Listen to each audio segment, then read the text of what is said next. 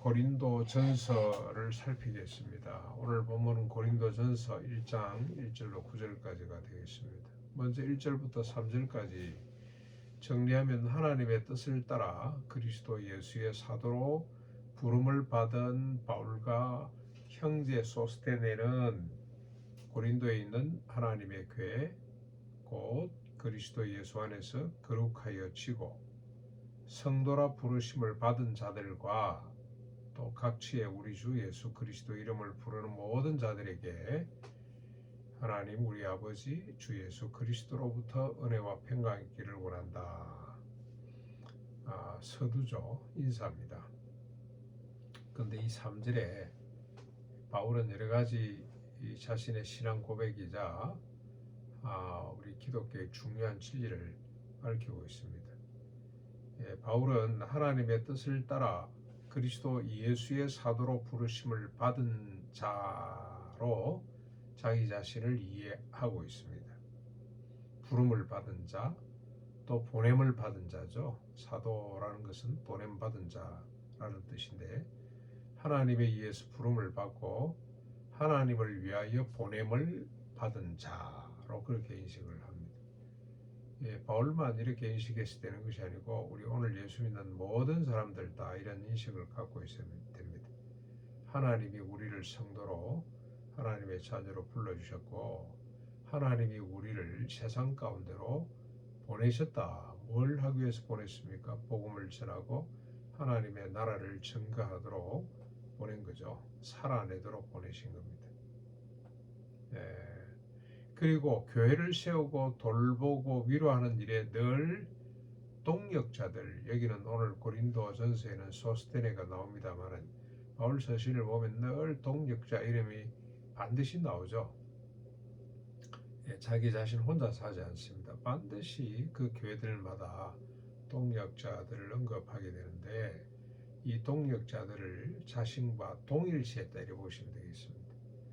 은사적으로나 권위적으로나 자기를 도운 사람을 반드시 세우는 그들을 존중히 여기는 그런 믿음의 소유자가 바울이다는 겁니다.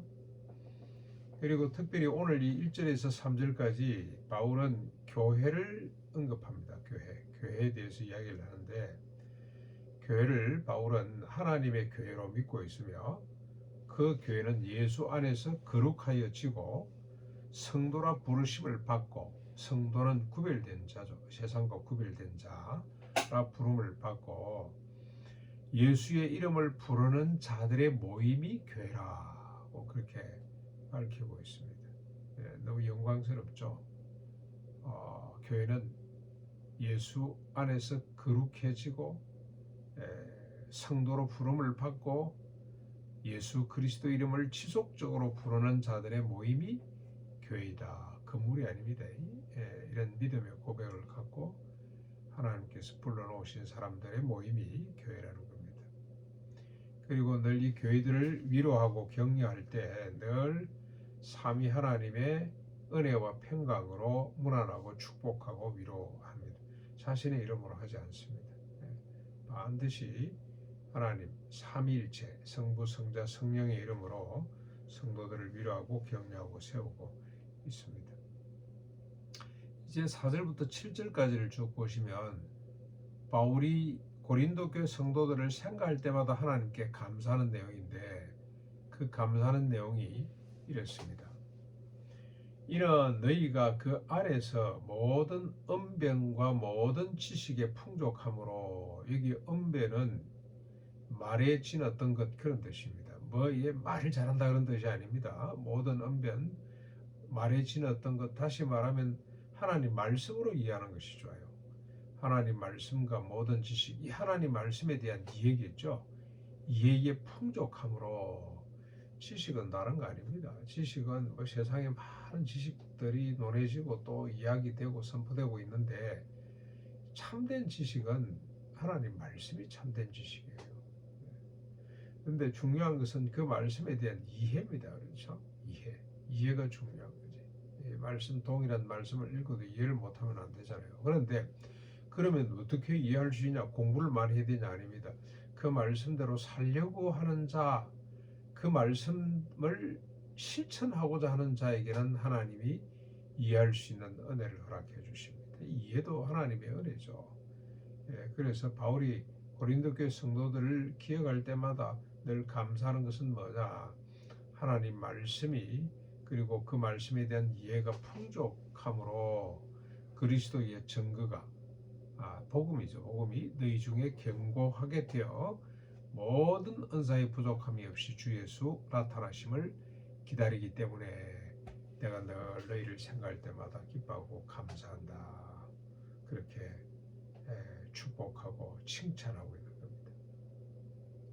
그리고 8절 9절 그리스도께서 너희를 우리 주 예수 그리스도의 날에 책망할 것이 없는 자로 끝까지 견고케 하실 것인데 왜 그러냐? 너희를 불러 그리스도 우리 주와 더불어 교제하게 하시는 하나님은 믿으시기 때문에 믿을 만하기 때문에 그 하나님이 그리스도 예수의 날까지 언제입니까? 개인적 종말, 우주적 종말 때까지 견고히 책망할 것이 없는 자로 세우게 될 것이다. 너희들의 의지가 아니고 그래서 칼빈의 5대 교리 가운데 전적 하나님의 은혜, 하나님의 견인이라고 하는 이런 원리들이 정리가 됐습니다. 하나님께서 하나님 믿으신 하나님 믿으실 만한 하나님이 우리를 붙들어 주셔서 그리스도 예수의 날까지 견고히 서게 될 것이다 하는 걸 믿고 감사하고 있습니다.